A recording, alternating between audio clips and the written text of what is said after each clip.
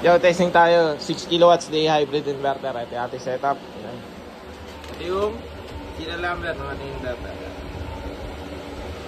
So, ito yung combiner. Tapos ito yung screen. Ating panel, battery, and grid. Tapos load. Tingnan natin ang load.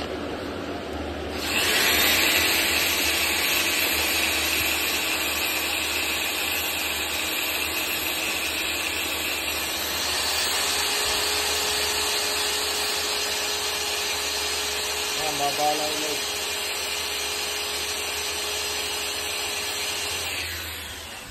Okay. So, gano'n yung setup natin. So, eto. Pakita natin yung ATS. So, baba natin tong load. Ayan. So, ayan. Nakita natin. So, nagana yung ATS natin. Tsaka ilaw.